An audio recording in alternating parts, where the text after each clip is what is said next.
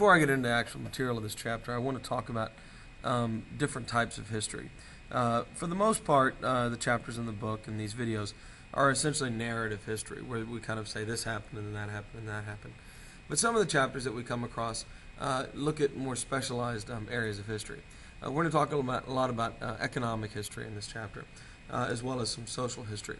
And in fact, the next a number of the chapters coming up are going to be either the history of regular people, or we have the economic history chapter here. We're going to do some history of science and technology, and some different types of kind of specialized history. And I just want to point that out because all of these are fields of study in history, and they're all different ways to think about history in different areas that you could work in history if you were so interested. But anyway, we're going to talk about the economic revolution that occurs in America in the first half or so of the 19th century. Transportation, communication, manufacturing, technology, new ways of organizing business, and a massive explosion of the population in America will all turn America into an economic superpower. Between 1820 and 1840, the population grows dramatically, as you can see on that chart there. We almost double in these 20 years alone, which is incredibly quick. We are moving west. We are urbanizing, meaning fewer and fewer people are rural and more people are in the cities. The death rate is declining, due primarily to the idea of cleanliness. Starting with Dr. Benjamin Rush in the late 1700s, the idea that we need to sanitize things to prevent the spread of disease has really taken hold. But the birth rate is still high, so when your death rate declines, but your birth rate remains high, you have large population growth. After 1808, the slave population begins to grow slower, and the country is becoming less black, particularly the South, and more white. Life expectancy is shorter for blacks as well. Immigration is not a major factor during this time. You might think of the population growth here as being dependent on immigration, but that's not true. And this is largely due to European wars, which prevent a lot of people from coming over. Of the 13 million Americans in 1830, less than 500,000 were foreign born. So these are primarily people who were born here in America.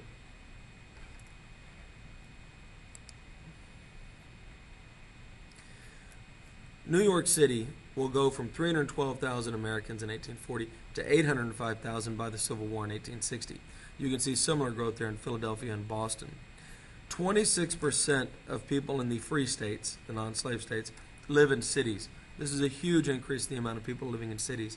St. Louis, Pittsburgh, Cincinnati, and Louisville all become significant cities during this time, which also symbolizes our move west.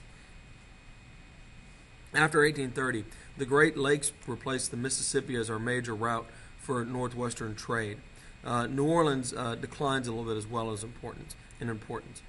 Buffalo, Detroit, Milwaukee, and Chicago all become major cities as well. Between 1840 and 1850, more than 1 million immigrants are going to come over. Remember, before that time, there were about 500,000 immigrants in the whole country. And so to see more than 1 million come in 10 years is really going to change the nature of America. New York, St. Louis, Chicago, and Milwaukee by the Civil War will have more foreign-born citizens than American-born citizens. Very little immigration goes to the South. Though that what does is mostly German and Irish.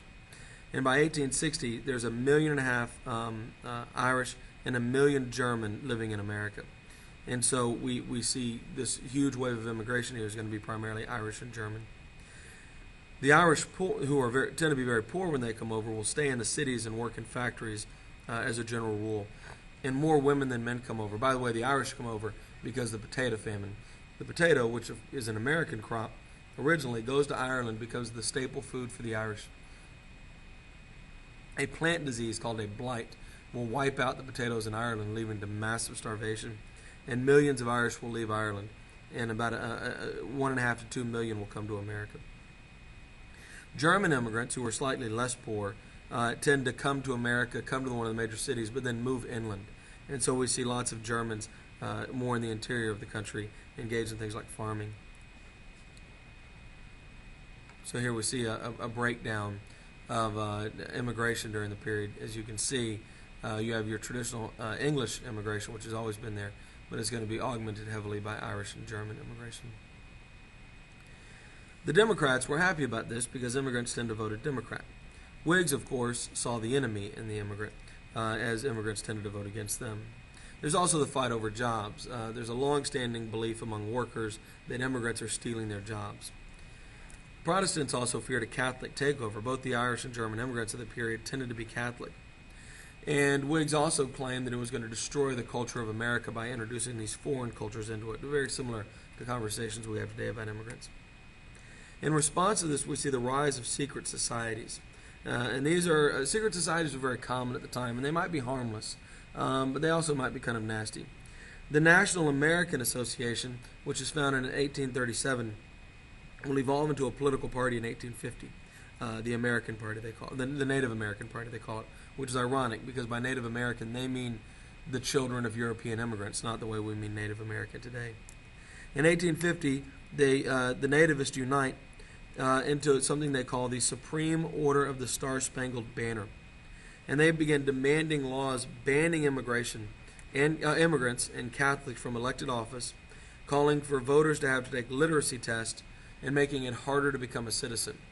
Now, because they are kind of a secret society, they're often called the Know-Nothings. And the idea was when anybody asked you if you were a member of the Native American Party, you were supposed to respond, "I know nothing." And so this is a political party you weren't supposed to admit being a part of. After 1852, they formally become the American Party, which is interesting. How we use this word American, I think, is always an interesting concept because they mean something very specific by American, right? They mean the descendants of English and I guess early French and German immigrants. They don't mean newer German immigrants or the Irish or people like this. So I always encourage you to ask yourself, what does that word American mean? In 1854, the Native American Party did really well. They won office in Pennsylvania and New York. They took control of the state government in Massachusetts, but they disappeared almost immediately afterwards. It was easy to win office by arguing against something and getting everybody scared about something. It's much harder to govern when the only message you have is that those people are bad. And so once they got elected to office, they kind of lost their thunder.